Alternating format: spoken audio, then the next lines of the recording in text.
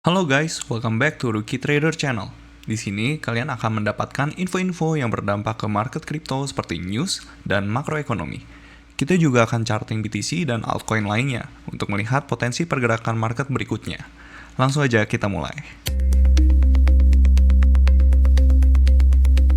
Halo semuanya, selamat datang kembali di Market Update hari Selasa 4 November 2025. Sebelum kita masuk ke pembahasan, gue mau info kalau kita akan ngadain live streaming ketika ada video update harian seperti ini yang like-nya mencapai 100. Supaya gue tahu antusias teman-teman dan gue juga jadi semakin semangat ya ke depannya. Semoga bisa tercapai 100 likes-nya. Langsung kita ke pembahasan. Oke, hari ini kita kembali di tengah badai data dan update geopolitik nih. Pasar kini harus mencerna 3 isu besar, data manufaktur ASM yang melemah, perdebatan di The Fed pasca komentar Waller, dan babak baru perang chips AI US-China. Oke, kita akan langsung aja bahas untuk data yang kemarin keluar ya. Data pertama dari pekan krusial ini sudah keluar nih, dan hasilnya ternyata melemah ya. ISM Manufacturing PMI untuk Oktober stagnan di 48,7, berada di bawah ekspektasi pasar 49,4. Ini menandai bulan kontraksi di bawah 50 yang berkelanjutan di sektor manufaktur di US ya. Implikasinya data ini adalah peluru amunisi kuat untuk Gubernur Waller dan kubu dovish di The Fed. Angka yang stagnan ini mendukung argumen bahwa ekonomi US melemah dan The Fed harus segera memangkas suku bunga di Desember. Yang menarik, subindeks harga prices di ISM itu turun menjadi 58 nih, jauh di bawah ekspektasi 62,4. Ini menunjukkan tekanan biaya input manufaktur mulai mereda, kabar baik untuk narasi inflasi melambat yang dicari oleh The Fed. Terus kita langsung lanjut aja ke berita yang kedua ya. Nah, ternyata data ISM yang melemah ini langsung memicu kembali perdebatan internal di The Fed nih, yang sudah terpecah sejak kemarin. Di kubu hawkish, Presiden Fed Chicago Austan Goolsbee dan Gubernur Lee Suk-uk itu menyuarakan tone yang lebih berhati-hati. Keduanya belum yakin soal cut di Desember, menekankan bahwa inflasi itu masih beresiko di atas target 2%. Lee Suk-uk secara eksplisit berkata sama kayak Jerome Powell nih. Dia bilang cut rate di Desember itu jauh dari terjamin dan fokus pada resiko inflasi dari tarif. Tapi kita perlu ingat juga Waller itu diperkuat ya statementnya, meskipun ada nada hati-hati, data ASM yang melemah memperkuat posisi Waller yang percaya pasar tenaga kerja itu melemah dan cut di Desember harus dilakukan. Tapi kalau misalnya dari Goolsbee, dia percaya masih melihat golden path atau skenario sempurna di mana inflasi turun tanpa resesi, tetapi ia khawatir inflasi itu bergerak ke arah yang salah. Jadi kesimpulannya untuk The Fed ini, pasar kini melihat rate cut di Desember sebagai kemungkinan aja ya. Kalau misalnya data tenaga kerja ADP dan services PMI yang rilis di hari Rabu, kalau misalnya keluarnya lemah itu bisa mendukung Waller. Namun Powell dan kubu hawkish lainnya akan tetap menahan jika inflasi terlihat bergerak naik. Tapi kita tahu ya, semenjak kuartal 3 2025, itu Powell itu udah bilang bahwa fokusnya dia itu kembali ke data ketenaga kerjaan. Cuman karena government shutdown mungkin dia lebih berhati-hati nih, karena dia nggak bisa tahu data ketenaga kerjaan US secara lengkap. Mungkin seperti itu ya, tapi nanti kita lihat aja reaksinya Powell sama data-data makroekonominya US. Terus kita langsung lanjut ke berita yang ketiga. Di ranah geopolitik ada perkembangan signifikan di perang chips AI ya. Jadi US itu baru aja memberikan lampu hijau bagi Microsoft untuk mengekspor chips AI canggih Nvidia ke Uni Emirat Arab. Ini menunjukkan bahwa US memilih aliansi geopolitiknya di Timur Tengah untuk dominasi AI, sekaligus menguatkan investasi Microsoft di sana ya. Tapi di sisi lain, pejabat US mengonfirmasi nih bahwa mereka memblokir penuh pembahasan izin ekspor chips AI Blackwell Nvidia ke China selama pertemuan Trump dan Xi kemarin. Alasannya jelas, karena resiko keamanan nasional, ini memperjelas bahwa gencatan senjata Trump dan Xi itu tidak termasuk relaksasi pada chips AI canggih. Tapi ada kabar baik juga. Kabar baiknya, di bidang perdagangan, US itu akan menangguhkan biaya pelabuhan pada kapal yang terhubung dengan China selama setahun penuh. Ini adalah implementasi nyata dari trade truce untuk mengurangi biaya logistik dan gesekan perdagangan. Jadi gimana nih untuk kesimpulannya? Jadi data ISM manufaktur kemarin itu mendorong narasi dovish dan memberi harapan bullish bahwa The Fed mungkin aja memang harus rate cut. Namun pergerakan besar akan terjadi pada hari Rabu ya. Karena kita tahu hari Rabu itu akan rilis data ADP di jam 8.15 malam dan juga akan keluar data ASM non-manufacturing PMI nih. Jadi ini dua data yang perlu kita lihat untuk minggu ini. Kalau misalnya datanya itu melemah, itu konfirmasi perlambatan tenaga kerja dan jasa. Akan membuat rate cut Desember hampir pasti bisa memicu rally di saham dan juga kripto karena didukung sama likuiditas ya. Tapi kalau misalnya datanya itu kuat, mungkin aja di atas forecast, itu argumen hawkish-nya Powell akan kembali dominan.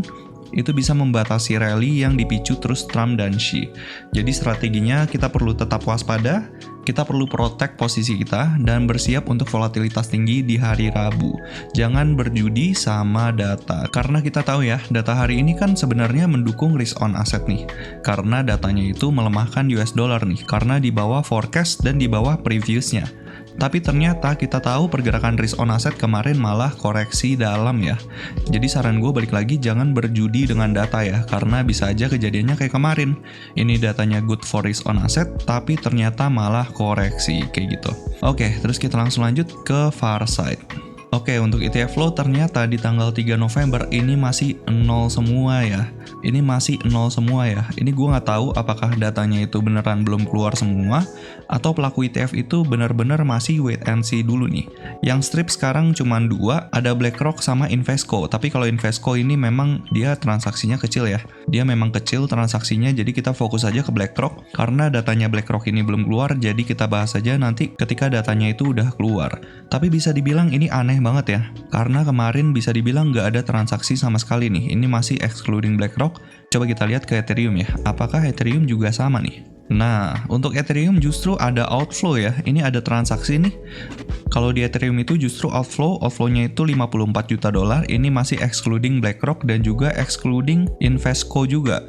Jadi mungkin untuk Bitcoin itu memang betulan nggak ada ETF flow sama sekali nih kemarin untuk Bitcoin. Sedangkan di Ethereum itu ada outflow-nya nggak terlalu besar ya, cuma 54 juta dolar, tapi ini masih excluding BlackRock. Jadi nanti kita lihat aja datanya seperti apa. Lumayan aneh ya, lumayan aneh untuk pembukaan bulan November justru Bitcoin itu malah nggak ada inflow ataupun outflow sama sekali. Mungkin ya pelaku ETF beneran lagi wait and see aja nih. Oke, kayak gitu ya. Terus kita coba lihat dulu ke unemployment rate-nya US. Ini gue perlu warning ya, karena ini lumayan penting. Untuk unemployment rate-nya US, ini kita bisa lihat ya, di tahun 2020, unemployment rate-nya US itu nge-spike parah karena COVID. Ini sebenarnya hal yang ditakutkan sama The Fed nih. Kalau misalnya unemployment rate-nya US itu nge-spike, itu bisa menjadi resesi lagi gitu. Dan akhirnya The Fed harus pangkas suku bunga secara agresif karena butuh untuk membantu perekonomian US itu tetap berjalan gitu. Sedangkan hari ini, per sekarang, terakhir kan rilis datanya itu Agustus. Dan sejak Juni, Juli, Agustus itu trennya itu naik gitu. 4%, 4,1%, terus 4,2%, terus terakhir datanya itu 4,3% gitu. Di angka yang sama semenjak Juli 2024. Jadi makanya The Fed itu udah mulai pangkas suku bunga, walaupun pangkas suku bunganya itu pelan-pelan ya. Tapi key points-nya adalah The Fed itu berpikir bahwa dia sudah rate cut di sini dan ekspektasinya unemployment rate-nya itu bisa turun. Sedangkan sekarang malah balik lagi gitu. Nah, makanya ini beneran salah satu yang dikhawatirkan The Fed nih. Kalau misalnya dia naik lagi, The Fed itu harus benar-benar QE secara agresif. Dan itu yang nggak mau dilakukan sama The Fed karena inflasinya itu masih 3%, belum sampai ke 2% seperti yang ditargetkan sama The Fed gitu. Plus ditambah lagi, sekarang kan government US itu masih shutdown, jadi beneran The Fed itu nggak ada data pengangguran sama sekali. Jadi menurut gua ini mungkin aja salah satu katalis yang bisa memicu bear market ya. Karena kita tahu kalau misalnya The Fed itu udah QE secara agresif, itu bukannya menambah euforia pasar, tapi malah menyebabkan kepanikan di pasar gitu. Sama halnya kayak di sini, ini kan pas lagi housing bubble nih. Terus habis itu di tahun 90-an ini ada .com bubble. Jadi ya mungkin aja 4-year cycle itu beneran berlaku lagi nih. Kayak gitu. Jadi be careful ya. Ini beneran kita perlu pantau kalau misalnya US government shutdown itu udah selesai, terus data unemployment rate-nya itu keluar, itu kita benar-benar perlu antisipasi kalau misalnya The Fed itu bisa aja secara agresif dia pangkas suku bunga gitu. Kita pantau aja nanti datanya seperti apa, semoga nggak membuat resesi ya. Karena kalau misalnya resesi, bukan cuma ekonomi US doang yang bakal kelabakan, tapi ekonomi seluruh dunia itu bisa kelabakan. Oke, terus kita langsung lanjut ke US 100. Untuk US 100 kita juga bisa lihat ya di sini dia beneran lagi konsolidasi aja, tapi konsolidasinya cenderung korektif ya. Di sini dia korektif, dia sempat mau breakout tapi nggak jadi bisa dibilang ini fake out doang. Terus kalau misalnya S&P 500 kan kita tahu nih, kemarin kita juga udah bahas dia itu udah menutup gap yang ada di sini nih. Sedangkan untuk Nasdaq itu belum ya, gap di sini itu belum ketutup sama sekali. Tapi yang bikin gua khawatir adalah kalau misalnya Nasdaq turun sampai sini, ini apa yang bakal kejadian sama Bitcoin gitu. Kalau misalnya beneran ketutup gitu ya, misalnya sampai sini gitu. Nah, itu Bitcoin itu bakal kejadiannya seperti apa? Karena kita tahu ya, posisinya sekarang korelasinya Bitcoin sama Nasdaq itu negatif, cenderung Bitcoin itu lebih lemah gitu. Jadi ekspektasinya kalau misalnya Nasdaq bisa turun untuk nutup gap ini, kemungkinan ya Bitcoin bisa terjun lebih dalam gitu. Nanti kita lihat ya dari price action-nya Bitcoin seperti apa. Tapi kalau misalnya secara structure, obviously ini still bullish ya. Kayak 1 hour, ini dia still bullish, ini demand-nya masih di sini. Dia belum melakukan pullback sama sekali dan sekarang dia baru melakukan pullback. Jadi kita bisa tandain di sini resistance. Untuk 4 hour-nya juga sama. Di sini adalah pullback terakhir, terus dia one push ke atas dan baru sekarang melakukan pullback. Kalau misalnya di Nasdaq kelihatan wajar ya, tapi kalau di Bitcoin sama sekali nggak wajar. Tapi kita lihat aja nanti dari Bitcoin. Terus abis itu di daily-nya kita tahu ya, di sini ada gap besar, di sini ini ada fair value gap, terus ada gap weekend di sini. Kita tahu ya, kayak kemarin yang pernah gua bahas, biasanya karakteristik Nasdaq sama S&P 500 itu cenderung akan fill the gap dulu, baru abis itu dia melanjutkan pergerakannya ke atas. Biasanya seperti itu, karena gap-gap ini adalah pergerakan harga tanpa ada transaksi di weekend. Jadi kemungkinan besar biasanya divisit dulu, baru abis itu dia mantul dari situ, kayak gitu. Biasanya seperti itu, tapi kita lihat aja nanti pergerakannya seperti apa. Terus kita langsung lanjut ke total IS. Gue pengen lihat nih, pergerakan total IS seperti apa dari penurunan kemarin. Untuk total IS ini ada kabar yang sangat buruk ya. Ini buruk banget seriusan, karena kita lihat di sini ya, semenjak dia konsolidasi di sini, semenjak dia konsolidasi di swing ini, dia kan konsolidasi doang nih. Di sini kita tahu dia konsolidasi doang. Terus habis itu di sini juga kelihatannya dia cuman fake out di sini. Tapi pergerakan kemarin ini breakdown-nya lumayan strong ya. Jadi ini bisa dibilang dia mengonfirmasi breakdown-nya nih. Ini kita baru bahas di time frame daily ya. Ini beneran deh, ini time frame daily guys. Jadi sempet di sini ada harapan, oke, dia masih mantul dari area krusialnya, mantul hari Senin dibablas. Oke, ini beneran buruk banget ya. Untuk total IS ini buruk banget karena secara daily, secara eksternal itu dia bearish gitu. Dan secara objektif ya kita tahu secara daily-nya dia udah bearish gitu. Jadi kita bisa pakai nih supply daily internal ini untuk menjadi acuan kita karena pernah di retest nih. Dia pernah di retest di sini terus ternyata dia mengalami rejection dari sini gitu. Kalau kita lihat secara 4 hour-nya pun dia udah bearish ya. Di sini dia udah fix bearish karena di sini dia sempat berusaha untuk tetap bullish di 4 hour-nya. Terus habis itu ternyata dia mengalami rejection dan dia creating lower low. Jadi ini beneran lumayan mengkhawatirkan gitu. Walaupun ya kalau misalnya kita mau lihat hopiumnya, ya sebenarnya dia cuman konsolidasi aja gitu. Yang membedakan adalah closing candle-nya di hari Senin itu buruk banget ya. Kayak mengkonfirmasi dia itu breakdown gitu. Tapi kita nggak tahu apakah dia breakdown beneran atau dia cuman liquidity sweep.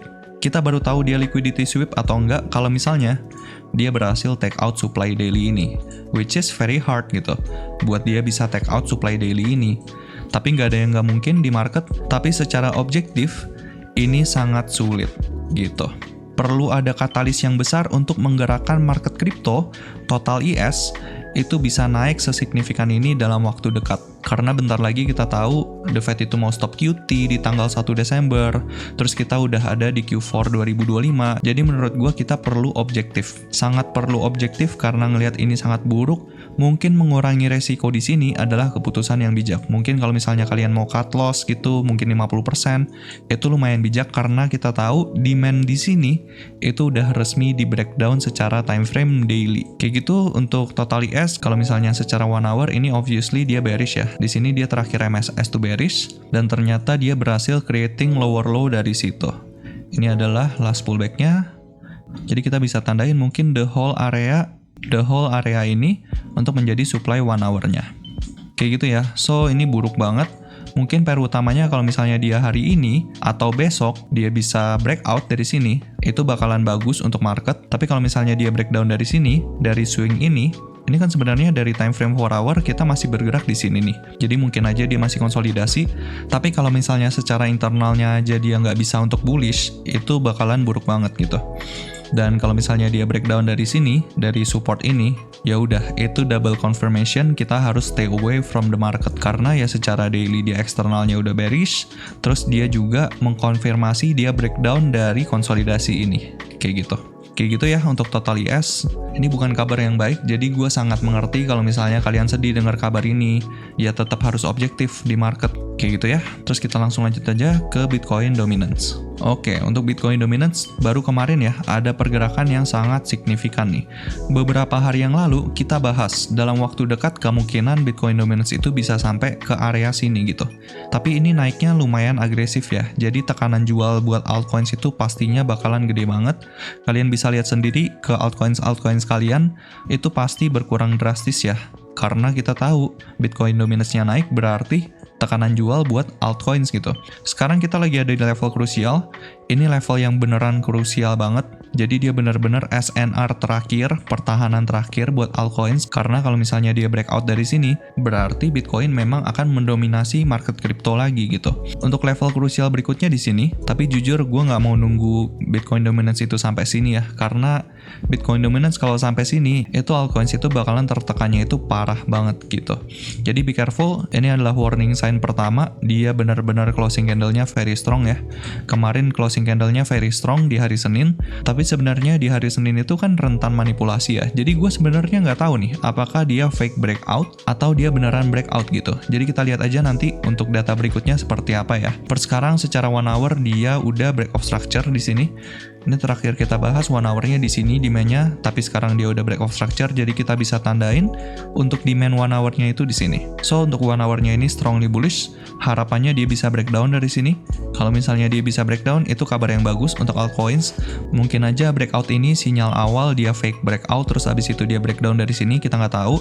Tapi secara objektif, Bitcoin dominance itu udah bullish banget ya. Di sini dia bullish banget, menandakan tekanan jual lebih parah untuk altcoins, kayak gitu.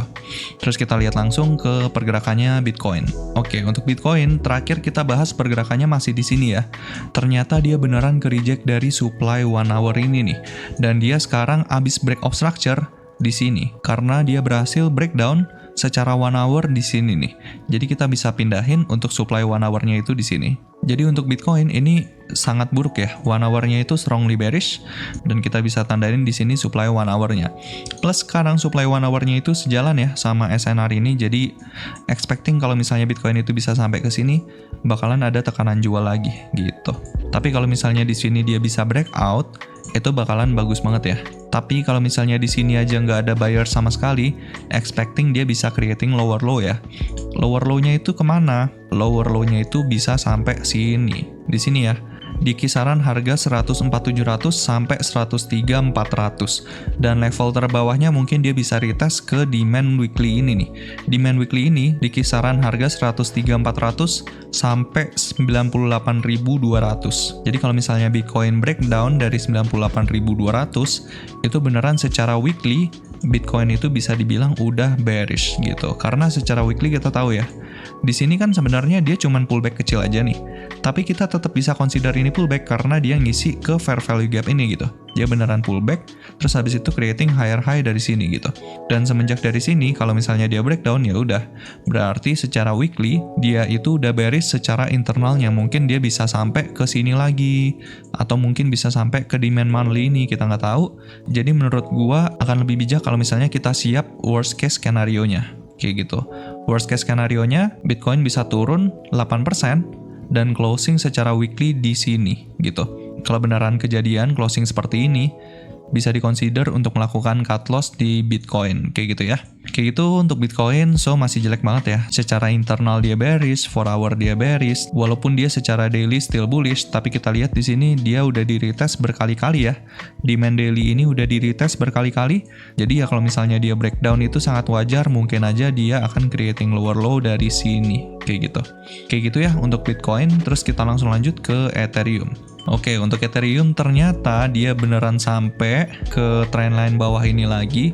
Ini penurunannya lumayan parah ya. Bahkan dia beneran sampai nih ke kotak putih yang gua gambar kemarin. Ini kan target pelemahan untuk wave C ya. Dia beneran sampai sini dan ya gua nggak expect, lagi-lagi gua nggak expect turunnya sekencang ini ya. Ini beneran buruk banget. Dan sellers di sini tuh bisa dibilang ini angry sellers ya.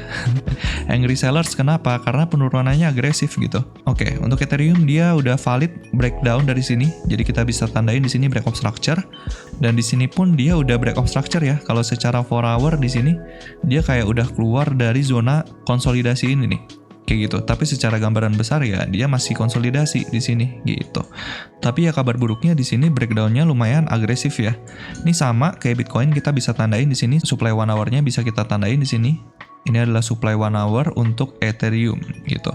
Jadi expecting kalau misalnya dia bisa nyampe ke sini, terus ternyata buyersnya itu nggak terlalu kuat ngangkat harga Ethereum, expecting dia bisa melanjutkan rejection dari sini. Jadi ini lumayan buruk untuk Ethereum. Kita perlu hati-hati juga untuk Ethereum. Kalau misalnya kalian mau mengurangi resiko di Ethereum, itu boleh juga ya. Tapi ada nggak bang skenario bullishnya? Skenario bullishnya tetap ada ya. Karena kita tahu ini beneran level yang sangat krusial. Jadi bisa aja dia mantul dari sini dan bisa juga dia take out supply 1 hour ini. Tapi chance-nya nggak terlalu besar ya. Kita perlu katalis pendorong untuk membuat Ethereum itu bergeraknya sekuat ini. Dan pertanyaannya, katalisnya apa? Nah, mungkin aja katalisnya itu data pentingnya US, ADP, terus juga ISM Services PMI, ya kan? Karena kan keluar di hari Rabu. Jadi gue sama sekali nggak menutup kemungkinan kalau misalnya dia bisa breakout dari sini. Tapi kalau misalnya data ISM itu jelek, ADP-nya juga naik gitu, ya mungkin aja dia bisa breakdown lebih dalam dari sini. Kayak gitu ya. Tapi balik lagi, ini adalah tempat yang sangat krusial. Ini gue sering banget ya bilang tempat yang krusial. Tapi ya beneran, ini tempat yang krusial guys. Kalau misalnya di breakdown dari sini itu it's done gitu. It's done, kita masuk ke bear market dan bye-bye crypto sampai 2027. Karena ya 4 year cycle kayak gitu, selalu topnya itu di kuartal 4 post halving year. Kalau misalnya kemarin itu beneran udah top, berarti topnya di Oktober kemarin beneran topnya di cycle kali ini, kayak gitu. Jadi sekali lagi be careful, prepare for the worst, dan pastinya ini bukan waktu yang pas untuk agresif di altcoins, kayak gitu ya. Oke, terus kita langsung lanjut ke BNB. Karena ada yang tanya ya, BNB gimana bang? Kalau bisa update BNB tiap hari bang. Karena gue holder BNB. Jangan ya, jangan minta tiap hari ya. Takutnya nanti semua orang minta. Semua orang minta nanti gue bahas altcoins-nya banyak banget ya. Oke, kita bahas BNB sekarang. BNB, secara 4 hour kita tahu dia bearish. Terakhir kita bahas supply-nya itu udah di sini. Terus dia beneran mengalami rejection di supply 1 hour ini. Dia kan creating lower low dari sini, dia mengalami rejection dan dia sekarang secara 15 menitnya itu back to bearish. Dan jadinya kemarin kita beneran cuman analisa di internal structure-nya nih. Karena secara 1 hour dia cuman back and forth doang di sini. Baru per kemarin ada confirmation dia itu breakdown ya. Dari sini dia beneran breakdown. Di sini kita bisa tandain break of structure. Dan secara 15 menit pun dia udah break of structure juga di sini. Kayak gitu, terus kita lihat dulu ke 15 menit secara internal gimana. Oke, nggak perlu 15 menit karena 1 hour-nya itu sebenarnya kan dia udah break of structure. Karena dia udah break of structure, kita pindahin aja untuk 1 hour-nya di sini. Ini supply 1 hour-nya di sini di kisaran harga 1071 sampai 1104 ya. Di kisaran ini, dan kita lihat secara gambaran besar di daily. Untuk demand daily-nya ini baru aja di retest ya. Ini demand daily terakhir, pertahanan terakhir untuk BNB di struktur daily-nya, dan dia habis di retest. Dengan penurunan seagresif ini, gua saranin kalian lihat di internal structure-nya aja ya. Karena penurunannya agresif, perlu kita lihat internal structure-nya itu sebagai konfirmasi gitu. Karena kita tahu, ini pertahanan terakhir kalau misalnya dia breakdown, kalau misalnya dia di sini nggak mampu nih internal structure-nya untuk back to bullish, ya udah expecting lower low aja gitu. Kalau misalnya internal structure-nya bisa back to bullish di sini, nah itu baru bisa jadi konfirmasi bahwa demand daily ini cukup strong untuk membuat internal structure-nya itu back to bullish, kayak gitu ya. Kapan dia bisa di-consider bullish? Kalau misalnya secara 1 hour dia itu back to bullish dari pemantulan di sini, kayak gitu. Karena kita tahu ya di sini lagi-lagi ini adalah level krusialnya untuk BNB. Dan ya BNB masih pergerakannya selama ini gitu. Jadi expecting mungkin back to bullish-nya nggak dalam waktu dekat ya. Kecuali sama kayak yang tadi gue bilang, kalau misalnya katalisnya ada, mungkin data ekonominya US itu mendukung risk on asset, itu baru bisa kita lihat dia bisa breakout ke atas. Tapi kalau misalnya nggak ada katalis tambahan, ya sulit untuk kejadian seperti ini, sulit gitu. Apalagi sentimen pasar sekarang udah bener-bener bearish banget nih, ya kan?